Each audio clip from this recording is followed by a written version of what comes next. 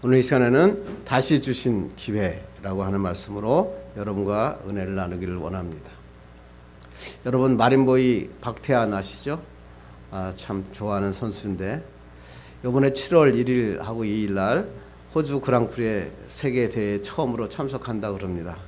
여기에는 세계 랭킹 1위인 맥 호튼과 다 참석해서 다시 한번 수영을 겨룬다고 합니다. 다시 올림픽의 기회를 바라고 있지만 뜻하던 대로 되지 않는 것 같습니다. 세계 수영 선수권 금메달, 그리고 올림픽의 금메달, 은메달, 아시아 3관왕, 아시아 신기록.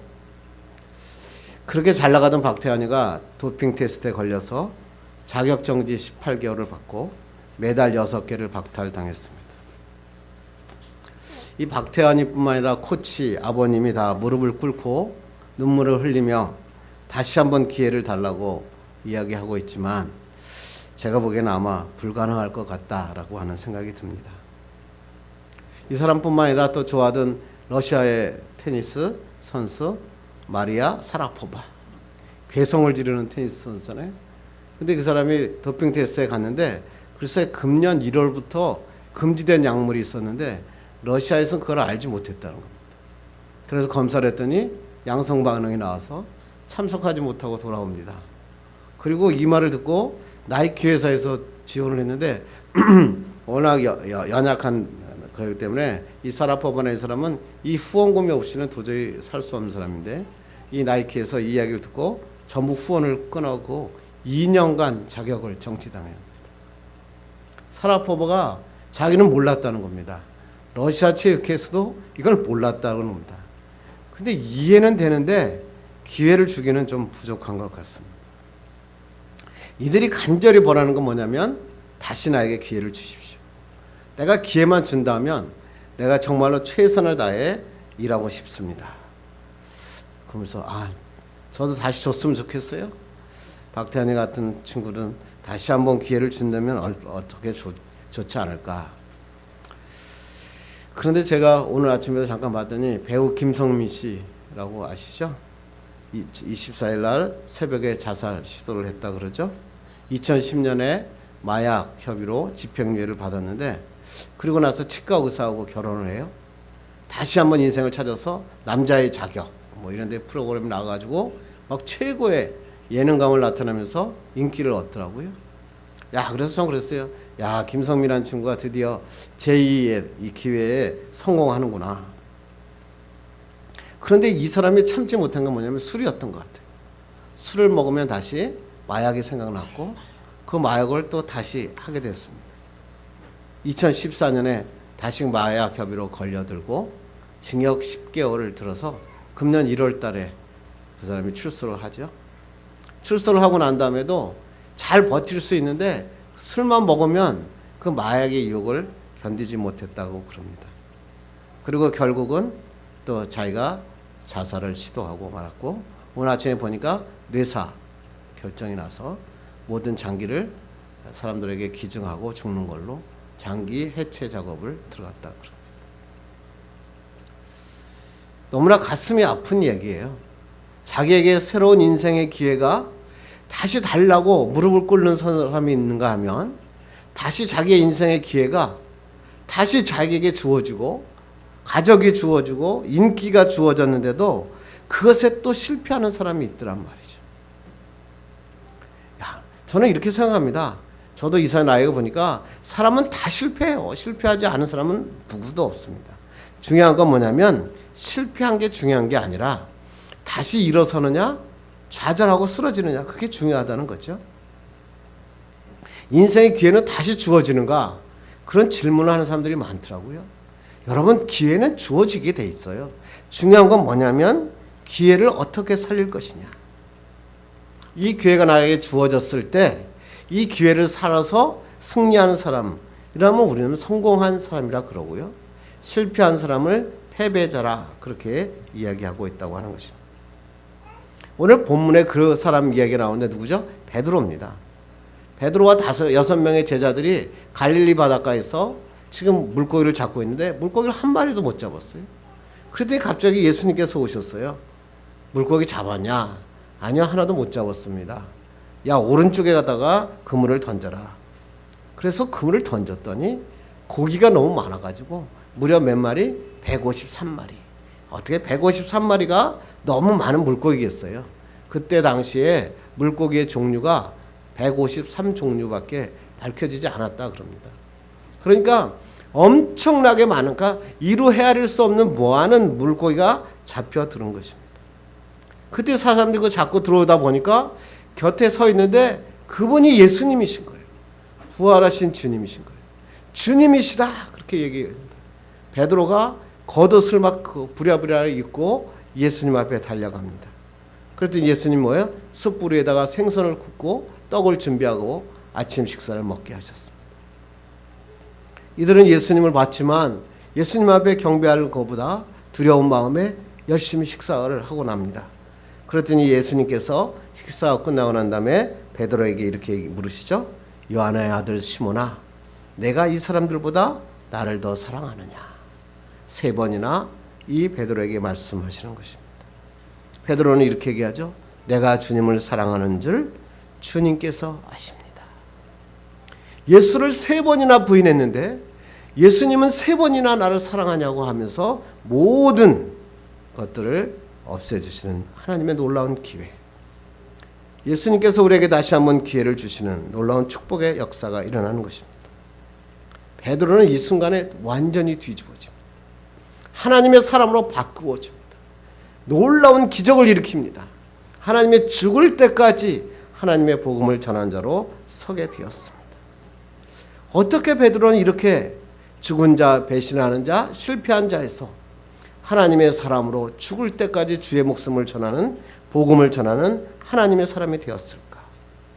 한번 말씀을 잘 보고 다시 한번 우리 인생에 2016년도 하반기에 놀라운 기적으로 승리하는 여러분 되기를 주님의 이름으로 축원합니다. 인간이 살아가면서 쓸 수 있는 자원이 굉장히 많죠.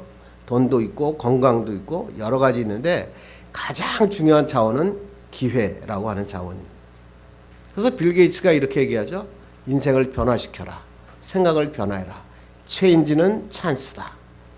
G와 C는 한 단어 차이지만 한 글자 차이인데 내가 변화되면 기회가 온다. 그래서 빌 게이츠가 그렇게 얘기하죠. 근데 이 기회를 맞을 때 인간의 3가지 태도가 있다고 그럽니다. 첫째는 뭐냐면 아직도 내게 기회가 오지 않았다. 기회가 지금 내 앞에 왔는데도 이것은 나에게 기회가 오지 않았다고 불평하는 사람입니다. 왜 세상은 나에게 기회를 주지 않냐고. 세상은 다 불공평하다는 겁니다.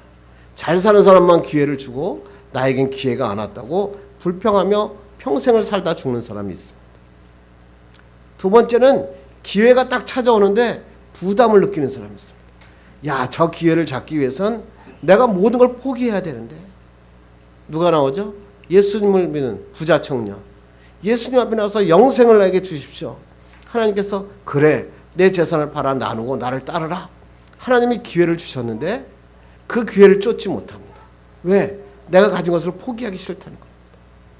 그런데 이미 그 사람이 찾아올 때는 이미 차는 떠나죠. 기회가 왔는데도 그 기회를 못 잡고 부담스러워하는 사람이 있죠. 3번째는 뭐예요? 기회를 붙잡는 사람. 기도하다가 하나님이 주신 기회를 붙잡고 그 길을 향하여 최선을 다해 걸어가는 사람이 있다. 이런 설교를 굉장히 많이 듣고 저도 많이 생각했습니다. 그래서 오늘 기회에서 원래 설교를 2번째 기회, 세컨드 찬스 이렇게 설교를 하려고 그랬는데 가만히 생각해 보니까 이런 기회가 저에게 많이 왔던 것 같아요. 문제는 이 기회를 붙잡는 게 아니라 기회를 잡았는데 실패했을 때 문제더라고요. 기회를 어떤 놀라운 기회가 나에게 주어졌어요. 사업에 성공할 수 있는 기회, 내 인생에 새로운 변화가 일어날 수 있는 기회, 그런 변화가 나는데 기회를 딱 잡았는데 실패하는 겁니다. 이거 어떻게 하느냐? 사람들이 기회를 잡았는데 실패할 때가 더 많기 때문에 문제인 것 같습니다. 이제 중요한 건 뭐냐면 기회를 붙잡는 것 중요하지만 더 중요한 건 뭐예요? 기회에 실패했더라도 다시 이겨내는 겁니다. 이게 바로 하나님의 축복이고 말씀인 것입니다. 요새 메이저리그 때문에 너무 기분이 좋아요. 김현수 삼루타, 홈런, 막 삼출루 막 하니까 가슴이 막 벌렁 뛰어요. 뭐 마이너리그로 가라 그랬는데 마이너리그로 안 갔다 그러니까 괘씸죄 걸려가지고요. 벤치에만 얼굴 찡그리고 앉아있던 김현수가 요새 눈이 퍽 펴가지고 다닌 거 보면 너무 좋아요. 그래서 제가 아침에 새벽기도 끝나고 기도하고 끝나면 한 8시 되거든요. 그럼 8시 정도에 뭘 하냐면 메이저리그 생중계를 합니다. 그럼 생중계를 보면서 제가 설교 준비하거든요. 너무 좋아요. 근데 메이저리그를 보면서 참 이런 걸 느껴요. 어떨 때 보면 완전히 지더라고요. 뭐 10대 1 뭐 이렇게 해가지고 게임이 끝나요. 그러면 포기해야 되잖아요. 그런데 이 메이저리그는요, 포기를 안 하더라고요. 9회 초가 됐는데도 마지막까지 뭘 하냐면 총력전을 거는 거예요. 야, 나 같으면 완전히 포기해버릴 텐데 왜 저렇게 총력을 할까? 투수가 막 5, 6명이 바꾸면서까지 최선을 다하더라고요. 그래서 제가 찾아봤어요. 그랬더니 뭐라고 되어 있는지 아세요? 거기에 이렇게 메이저리그에 이런 명언이 있더라고요. 야구는 질 때 최선을 다해라. 왜냐하면 멋지게 져야 다음에 이길 수 있다. 너무 좋잖아요. 질 때 멋지게 지라는 거예요. 그러면 다음에 이길 수 있다는 거예요. 근데 질 때 졸렬하게 지면 일어설 수 없다는 거예요. 멀찍게 지는 것, 쿨하게 패배를 인정하는 것, 그것이 바로 인생에서 중요한 것이구나. 근데 우리는 어렸을 때부터 뭐예요? 나는 인생에 맨날 실패만 하며 살았지만 어린애들에게 가르치면서 뭐예요? 야, 수단 방법을 가리지 않고 이겨라. 수단 방법을 가리지 않고 이기는 게 바로 세상에 성공하는 것이다. 그러고 가르쳤단 말이에요. 그랬더니 박영숙 씨라고 쓴 책에 이런 얘기 있더라고요. 승리하는 아이로 키우려면 지는 법부터 가르쳐라. 부모들이 내 아이들이 어떻게든지 1등 되고 뭐든지 뛰어나길 바랍니다. 그런데 이 사람들이 사회에 나가보면 사회에서 이길 수 없다는 것을 다 안다는 거예요. 그러니까 그때 질 때 다시 일어날 수 있는 방법을 어렸을 때부터 훈련시키라. 그러면 이 사람은 멋진 인격의 사람으로 성장하더라. 그러면서 그런 사람들에 대해서 적어놨는데 너무나 은혜가 됐어요. 그래요. 누구나 실패할 수 있어요. 그리고 사람은 실패를 경험해요. 그러니까 사람들이 이것을 이용해서 만든 기업이 뭐예요? 보험회사입니다. 인슈런스 회사가 뭐 하는 거예요? 이런 실패를 겪는다는 걸 알기 때문에 보험을 만들었더니 엄청나게 뜨잖아요. 사람은 실패할 수 있다. 그런데 내가 도와주겠다. 회사에서 그렇게 얘기하는 거예요. 그래서 나온 게 뭐예요? 암보험, 뭐 건강보험, 무슨 화재보험, 자동차보험, 뭐 사고보험, 뭐 상해보험 이렇게 나오잖아요. 요새는 또 무슨 보험까지 나오는지 아세요? 이혼보험까지 나와요. 이혼보험. 참 재미있죠. 그런데 문제는 뭘까요? 실패하고 났는데 경제적으로는 그 보험회사가 도움이 돼요. 그런데 내 인생의 마음은 치유되지 않는 거예요. 그러니까 실패하는 삶을 살게 되는 겁니다. 제가 뭐 링컨 대통령 이런 얘기 안 하고 싶지만 그래도 해야 될 것 같아요. 링컨 대통령이 있잖아요. 그의 인생은 뭐예요? 거듭한 실패예요. 그래서 사람들이 조사했는데 큰 실패만 27번을 했다. 여러분 너무나 잘 아시죠? 뭐 상원의원 떨어지고 하원의원 떨어지고 뭐 부통령 당선에서 떨어지고 뭐 다 떨어졌어요. 그래서 사람들이 이 링컨이 떨어지고 난 다음에 칼과 면도칼을 전부 다 치웠다 그래요. 왜? 이 사람이 이거 갖고 죽을까 봐. 그런데 링컨은 실패하고 난 다음엔 좋은 최고급 레스토랑에 가서 엄청나게 밥을 먹는데요. 그리고 이발소 가서 머리에다가 기름을 쫙 바르고 딱 나옵니다. 그리고 자기가 딱 나오면 사람들이 저 사람 실패했는데 그런데 보니까 뭐야 배부르게 하고 멋지게 하고 나오니까 저 사람은 다시 성공할 수 있구나. 그리고 자기에게 찾아왔다는 것입니다. 그리고 이 베드로가 아니라 이 링컨 대통령이 집에 들어가서 앉아서 하나님 앞에 드리는 기도가 있었다 그래요. 너무나 유명하니까 제가 잠깐 몇 줄만 적어왔어요.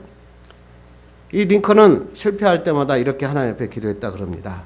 주님, 우리가 인생에서 실패했다고 느낄 때 이런 깨달음을 얻게 하옵소서. 실패는 내가 패배자란 말이 아니라 단지 내가 아직 성공하지 않았다는 것을 알게 하옵소서. 실패는 아무것도 이루지 못한 것이 아니라 중요한 것을 배웠다는 것을 알게 하옵소서. 실패는 내 시간을 탕진한 것이 아니라 내가 다시 해야 한다는 것을 알게 하옵소서. 실패는 내가 포기해야 한다는 것이 아니라 더 열심히 해야 한다는 것을 알게 하옵소서. 실패는 주께서 나를 버렸다는 것이 아니라 주께서 나보다 더 좋은 아이디어를 갖고 계시다는 것을 알게 하옵소서. 야, 전 좋더라고요. 그렇구나. 실패한 것은 주님이 나를 버리신 게 아니라 주님이 나보다 더 좋은 계획을 가지고 계시다. 내가 가지고 있던 계획을 막으시고 하나님의 계획의 길로 인도하시는 분이 하나님이시다. 여러분도 실패해 보셨잖아요. 어느 사람 대학에도 실패해보고 사업에도 실패하고 내 인생의 방에 실패하잖아요. 그런데 그 실패에 대한 태도를 바꾸셔야 돼요. 하나님의 축복의 기회로 일어서는 여러분 되기를 주님의 이름으로 축원합니다. 성경에 보면 이 실패에 대한 두 가지 제자의 모습이 나오죠. 너무나 잘 아는 가룟 유다와 베드로입니다. 가룟 유다는 누구죠? 우리 새벽에 설교할 때 요한복음을 하니까 너무나 잘 알죠. 가롯이라고 하는 게 뭐예요? 가롯 유다가 속해 있던 자객단의 이름이 가롯이었어요. 이 자객단은 뭐 하는 거예요? 단도를 몸에 품고 다니면서 그 로마인들이 있으면 로마인들이 우리 유대인들을 해치거나 그러면 그들을 단도로 찔러 죽이고 또 유대인 중에서 로마인에게 반역해서 로마인에 충성하는 자가 있다면 그들을 죽이고 로마로부터 해방돼서 다시 한번 다윗의 왕국을 건설하자. 그래서 모였던 그 자객단 이름이 바로 가롯이라고 하는 자객단. 거기에 속한 사람이 누구냐면 유다라고 하는 사람이에요. 가룟 유다는 예수 그리스도가 놀라운 기적을 하고 행하고 나니까 그 사람들 보면서 야, 예수를 이용해서 우리 한번 잃어버렸던 유다, 우리 하나님의 이스라엘 한번 다윗의 왕국을 한번 건설해 보자. 그래가지고 예수님의 제자가 됩니다. 그런데 머리가 좋고 의협심이 강했기 때문에 이 사람에게 뭐예요? 회계가 맡겨지는 거예요. 그러니까 돈이 총무죠, 총무. 그 돈 같은 걸 관리를 다 하고 항상 정의감에 불타서 마리아가 예수님에게 다리에다가 향유를 부으니까 뭐라 그래요? 야, 이게 향유를 왜 붓느냐? 이걸 갖고 가난한 사람에게 나누어 주면 유대인들이 얼마나 먹고 좋겠냐? 이렇게 하면서 막 의협심에 불탔던 정의로운 사람이었습니다. 그런데 이 사람이 가룟 유다가 은 30세겔에 예수를 팝니다. 어떤 사람은 성경을 잘못 읽으면 이 유다라는 사람이 30세겔을 얻기 위하여 예수님을 팔았다라고 생각할 수 있어요. 근데 그렇지 않아요. 은 30세겔은요, 지금으로 돈을 하면 20-30만 원도 안 됩니다. 그 가룟 유다가 가지고 있는 예수님의 제자가 가지고 있던 그 돈 보따리에도 은 30세겔을 훨씬 넘는 돈이 이미 있었다고요. 그러니까 30세겔이 중요한 게 아니었어요. 뭘 하면서 예수님을 판 거죠? 야, 예수님을 동행해 보니까 예수님 뭐요? 죽은 나사로도 일으키고 하나님께서 뭐요? 가나의 혼인잔치도 일으키고 막 오병이어의 기적도 일으키고 막 바다 위를 걸으시고, 이야, 예수면 정말 우리 잃어버렸던 이스라엘이 다시 재건되겠구나. 다윗의 왕국을 만들겠다. 그런데 예수님께서 계속 뭐라 그러세요? 나 이제 죽을 때 십자가에 죽는다. 십자가에 죽는다니까 야, 이거 안 되겠다. 가룟 유다가 결정합니다. 오늘 이제 예루살렘에 사람들이 6월절에 수백만의 사람들이 모이잖아요. 여기서 민족 봉기를 일으켜야겠다. 이렇게 생각합니다. 그리고 그 사람들이 많은 사람이 보는 앞에서 예수를 로마 병정에게 잡혀가게 파는 겁니다. 그럼 여태껏 참아왔던 예수님께서 어떻게 하시겠다는 거예요? 여러 이스라엘 백성들이 모였으니까 여기서 짠 나타나가지고 완전히 다 로마 병정을 물리치고 다 나를 따르라. 그리고 민족의 봉기가 일어날 것이다 생각합니다. 그리고 예수를 팔아버린 거예요. 근데 무슨 문제냐면 예수님께 팔아버렸는데 예수님이 일어나지 않는 겁니다. 그냥 채찍을 맞아버리시는 거예요. 그냥 예수님을 향해서 십자가로 끌려 가시는 거예요.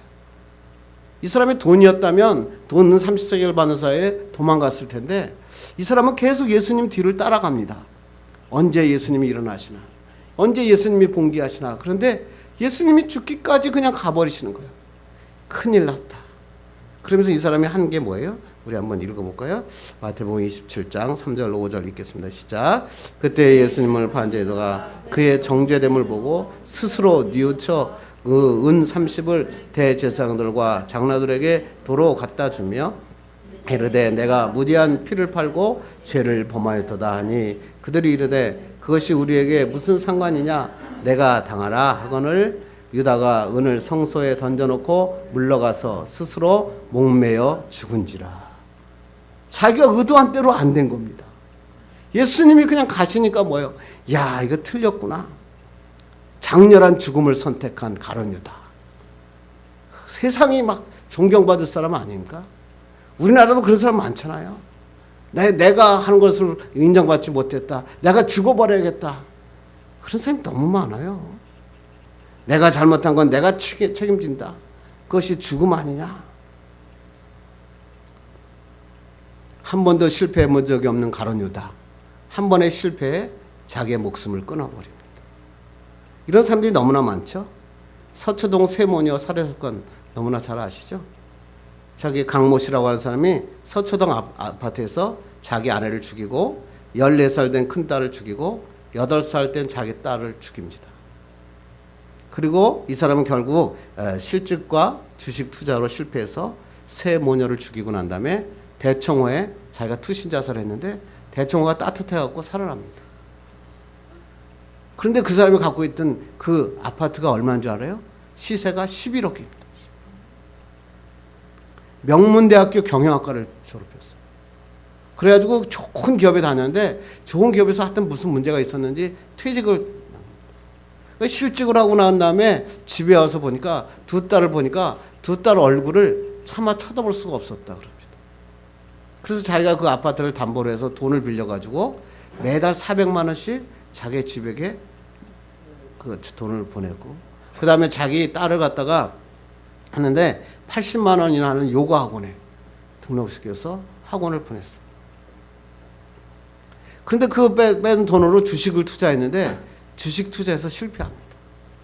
제가 보니까요 주식을요 부업으로 하면 잘 되는데요 주식을 본업으로 하면 실패하더라고요. 제 친구들이 그러더라고요. 처음에 그냥 자기가 사업하다가 주식을 옆에서 그냥 부업으로 할 때는 돈이 꽤 솔솔하게 들어오더라고요. 그래서 야 이거 정리하고 내가 주식해야겠다 그래가지고 무슨 주식 무슨 라인을 깔고 막 그래가지고 본격적으로 주식하니까 다 말아먹더라고요. 그러니까 이 친구가 다 말아먹은 거예요. 그래가지고 자기의 부인과 딸 둘을 죽고 자기가 대청호에 뛰어듭니다. 그런데 경찰들이 조사해 보니까 그거 이해가 안 된다는 거예요. 왜? 그 사람이 끝나고 난 다음에 조사를 해봤는데 아파트 빼고 통장에만 남은 돈이 3억이었다. 이 사람이 왜 자살했냐? 왜 이렇게 죽였냐는 거예요. 뭐죠? 자기의 패배가. 그러니까 설교하면서 이런 말은 안 되지만 쪽팔림을 이기지 못한. 내 인생에서 난 실패한 자다. 상실감이죠. 이런 사람이 한국에 너무 많잖아요. 우리나라 정치. 제가 그런 얘기하면 또 서로 속상하니까 얘기하지 맙시다. 우리나라 재벌, 우리나라 연예인, 명문대학교 학생. 그것뿐 아니라 이미 평범한 사람들. 그 조그마한 어려움이 오면 자기의 목숨을 죽어버립니다. 패배감, 죄책감을 이기지 못하고 죽음을 선택합니다. 그런데 중요한 건 뭔지 아세요? 죽으면 끝이 아니라는 거예요.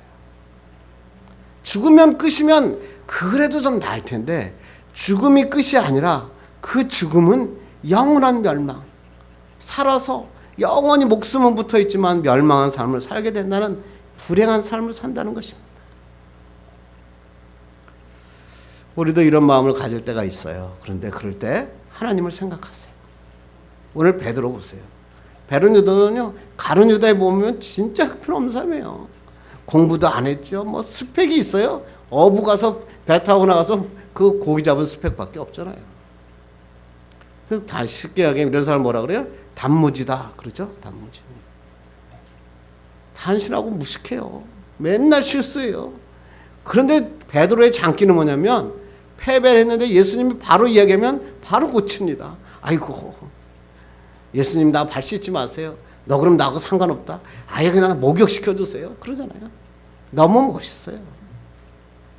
그런데 예수님의 마지막 십자가 사건은 좀 달랐어요.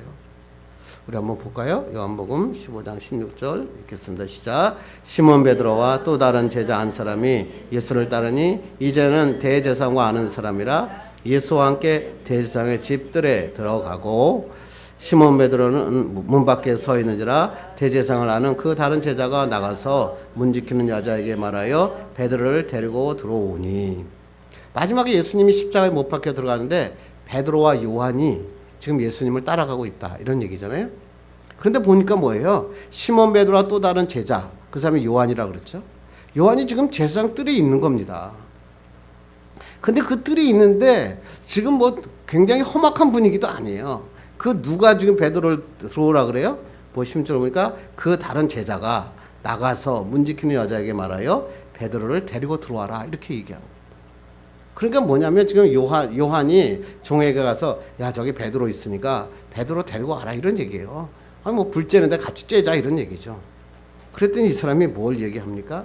17절 이렇게 시작. 문 지키는 여자가 베드로에게 말하되 너도 이 사람의 제자 중 하나가 아니냐 하니 그가 말하되 나는 아니라 하고. 무슨 얘기예요? 지금 요한이 예수님의 제자인데 너도 예수님의 제자 아니냐 이렇게 묻는 거예요. 그러니까 이 분위기는 뭐예요? 잘못 얘기하면 뭐 지금 너 지금 예수님의 제자면 내가 여기서 잡혀서 예수님과 함께 십자가에 못 박을 거야 이런 분위기가 아니라 뭐예요?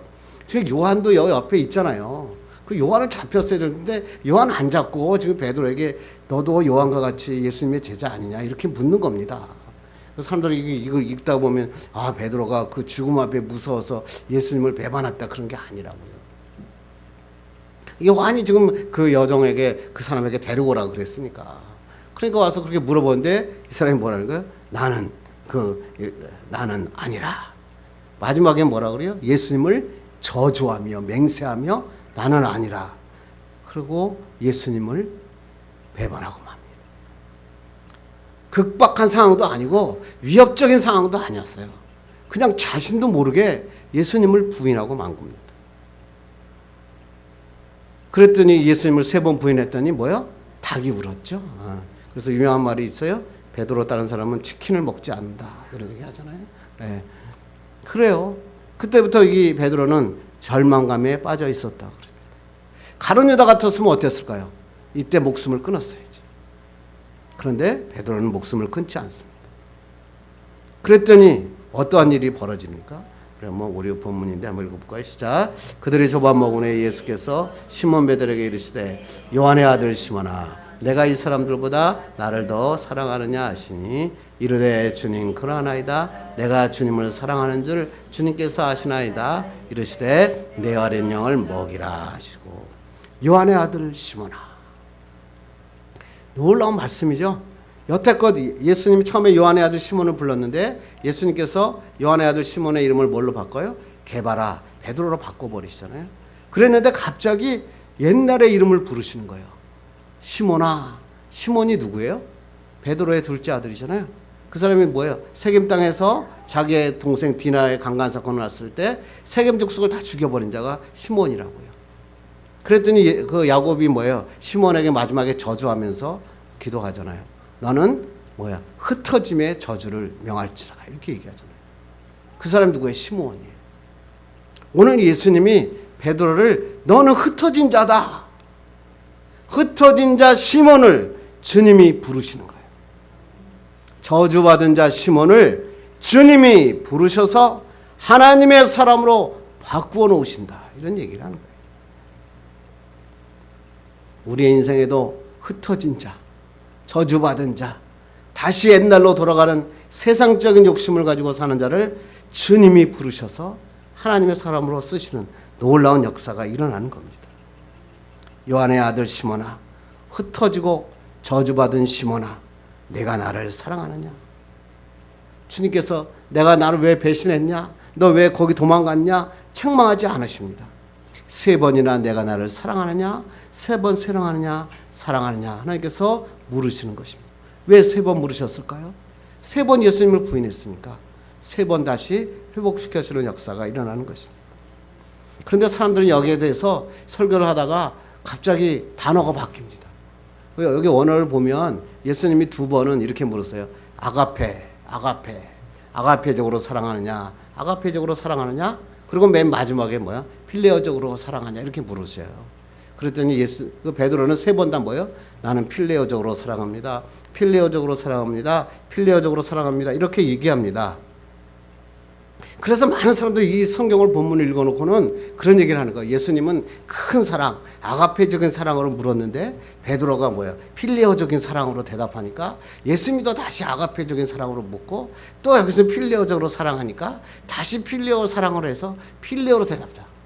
그게 무슨 말인지도 잘 모르면서 그렇게 얘기해요. 큰 사랑, 신적인 사랑을 예수님 물으셨는데 베드로는 인간적인 사랑을 얘기했다. 그렇죠. 그런 뜻이 아니에요. 이 복음서의 기적이나 그때 헬라 시대 사람들, 그 다음에 특히 이 요한이라고 하는 사람은 아가페적인 사랑과 필리오의 사랑을 구분하지 않았어요. 그 사복음서에 보면 이 사랑을 얘기할 때 똑같아요. 똑같은 단어를 쓰시는 거예요. 하나님께서 말씀하시는 것은 뭐냐면 내가 나를 이 사람들보다 더 사랑하느냐 이렇게 물으시잖아요. 요한의 아들 시몬아, 내가 이 사람들보다 나를 더 사랑하느냐. 그 밑에는 뭐라고 써 있어요? 여러분 관주의 밑에 보면 이 사람들보다라고 관주에다가 번호 1번 넣고 뭐라고 됐어요? 이것들보다 이렇게 써 있죠. 원어가 그렇게 돼 있는 거예요. 이 원어가 내가 이거 뭐냐면 이 다른 제자보다 내가 나를 사랑하느냐. 또 그 원어를 해석하면 이렇게 해석할 수 있어요. 내가 가지고 있는 지금 가지고 있는 이 모든 것들보다 내가 나를 사랑하느냐. 너가 지금 가지고 있는 배, 내가 가지고 있는 물고기, 내가 가지고 있는 명예감, 내가 가지고 있는 것보다 더 예수 그리스도를 사랑하느냐 이렇게 우리에게 말씀하는 것입니다. 베드로가 옛날 같았으면 어떻게 얘기할까요? 예, 내가 당신을 사랑하는지를 나도 알고 예수님도 아시지 않습니까? 나는 다른 사람은 다 버려도 나는 주님을 진짜 사랑합니다. 그렇게 얘기할 줄 알았는데 베드로가 어떻게 바뀌어요? 내가 주님을 사랑하는 줄 주님께서 아십니다. 바뀐 거죠. 인생의 주체자가 내가 아니라 성령으로 바뀐 거예요. 예수 믿는 건 바로 이런 거예요. 내가 할 수 있다가 아니라 주님이 하신다. 이런 바뀌는 역사가 일어날 때 하나님의 기적이 일어나고 축복이 일어나는 것입니다. 하나님을 사랑하는 게 뭡니까? 어떤 사람은 하나님을 사랑한다 그러니까 뭐 세상적으로 이야기하는 감정적인 사랑, 뭐 보고 싶고 가슴이 뜨거워지고 뛰고 뭐 이런 게 아니에요. 성경은 그렇게 추상적이지 않아요. 성경은 아예 요한복음은 하나님을 사랑하는 자가 뭐라고 아예 쓰여 있죠. 뭐 14장 21절 읽겠습니다. 시작. 나의 계명을 지키는 자라야 나를 사랑하는 자니 나를 사랑하는 자는 내 아버지께 사랑을 받을 것이요 나도 그를 향하여 그에게 나타내리라. 어떠나고요? 하나님을 사랑하는 자는 누구요? 하나님의 계명을 따르는 자다. 23절 읽겠습니다. 시작. 예수께서 대답하여 이르시되 사람이 나를 사랑하면 내 말을 지키리니 내 아버지께서 그를 사랑하실 것이요 우리가 그에게 가서 거처를 그와 함께 하리라. 예수님을 사랑하는 게 뭐라고요? 하나님의 말씀에 순종하는 거예요. 하나님의 말씀대로 따라가는 거예요. 그러면 하나님께서 어떻게 한다고요? 우리가 누구요? 성부와 성자와 성령이 우리와 동행하시는 거예요. 여러분 하나님 앞에 순종합시다.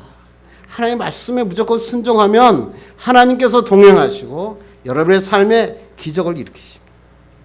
그래서 마지막에 이렇게 19절에 얘기합니다. 시작. 이 말씀을 하시고 베드로에게 이르시되 나를 따르라. 내가 나를 사랑하느냐? 나의 계명을 지킬 수 있느냐? 나의 계명에 순종할 수 있느냐? 너는 먼저 하나님의 나라와 그의 의를 구하며 살 수 있느냐? 하나님이 물으시고 그것에 대한 답변을 하는 베드로에게 이제 나를 따르라. 이제 내 힘으로 살았던 거 버리고 하나님의 능력으로 살아라. 내 힘으로는 실패하고 넘어졌지만 이제는 함께 하시는 성령과 역사하는 삶을 살라. 베드로는 부활하신 예수를 만난 다음에 바뀌었죠. 완전히 바뀐 삶을 삽니다. 안진뱅이를 가고 내가 가진 것은 없사오니 달리다곰 일어나라. 그러니까 안진뱅이가 벌떡벌떡 일어나고요. 지혜복음을 전하니까 3,000명이 와서 하나님 앞에 회개하고 구원받고 가는 곳마다 기적과 축복과 역사가 일어나요. 왜 이렇게 사람이 바뀌었다고요? 주님과 동행하니까, 성령과 동행하니까 십자가에 거꾸로 매달려 죽을 때까지 하나님을 사랑하는 자가 되었습니다. 전에는 내가 할 수 있다고 생각했는데 주님만을 의지하는 사람으로 바뀌었습니다. 이제 오늘 우리에게 주님이 찾아오셨습니다. 정 목사야, 이 모든 것보다 너는 나를 사랑하느냐? 너는 정말 하나님의 말씀을 따라 살 수 있느냐? 내가 가진 거 다 버리고 내가 가지고 있는 힘, 능력 다 버리고 하나님을 위해서 살 수 있느냐? 우선순위를 둘 수 있느냐? 이렇게 물으시는 거예요. 주님이 아시지 않습니까? 하나님이 오늘 기도할 때 하나님이 여러분에게 이렇게 물으십니다. 집사님, 나를 따르세요. 하나님이 우리에게 말씀하실 때 이제 주님을 따르는 사람으로 사는 거예요. 여러분의 인생의 길에 놀라운 축복이 일어나는 거예요.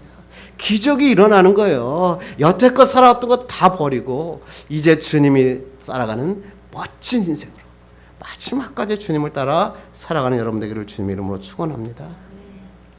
이제 말씀을 맺으려고 합니다. 어떤 노숙자가 하나 있었다 그래요. 사기를 당해서 전 재산을 날리고 용산역을 떠돌던 한 남자가 있었다 그럽니다. 식당을 다니면서 배가 고파서 구걸해서 밥을 먹으려고 그러니까 옷도 추루하고 그러니까 아무도 이 사람에게 밥을 주지 않고 아예 식당에 들어오면 내쫓아텄다 그럽니다. 근데 맨 끝에 보니까 허스룩한 국수집이 하나 있었다 그래요. 그 국수집에 들어가니까 할머니가 국수를 말고 계셨다 그래요. 그래서 그 사람이 할머니 자기가 국수 하나 주세요. 그랬더니 할머니가 멸치국수를 맛있게 끓여가지고 줬다 그럽니다. 너무나 배고팠던 거잖아. 막 허겁지겁 국수를 먹었는데 호주머니에 돈이 하나도 없었어. 그래서 다른 사람이 들어오니까 이 할머니가 국수를 다시 말기 위해서 주방으로 들어가는 사이에 이 사람이 어떻게 해요? 주랭랑을 칠 수밖에 없어요. 문을 열고 도망치는데 할머니가 문을 열고 큰 소리로 얘기합니다. 이봐 청년, 그냥 걸어가. 뛰지 말고. 넘어지면 다쳐. 이 사람이, 이 남자가 뜻밖의 이 할머니의 이 말 한마디. 그냥 걸어가, 뛰지 말고. 그러다 넘어지면 다쳐. 이 말 한마디에 이 사람이 변화됩니다. 야, 나를 국수 하나 줄 수 있는 사람이 있구나. 할머니의 국수 한 그릇은 2,500원이었어요. 그런데 이 할머니의 따뜻한 마음은 한 남자의 인생을 바꾸어 놓았다는 것입니다. 하나님은 여러분을 오늘도 부르셔서 꿈의 교회에 예배하는 자로 부르셨어요. 여러분에게 물으시는 거예요. 내가 나를 사랑하느냐? 우리의 삶은 실패할 수밖에 없고 또 실패할 겁니다. 그렇지만 우리가 잃어버리지 말 건 뭐예요? 주님을 사랑하는 자로 사는 겁니다. 주님의 말씀에 순종하는 자로 사는 겁니다. 내 힘으로 사는 자가 아니라 하나님의 말씀의 능력으로 살아갈 때 축복과 기적의 역사가 일어납니다. 꿈의 교회 모든 여러분들이 이런 하나님의 사람들 되기를 주님의 이름으로 축원합니다. 기도하겠습니다.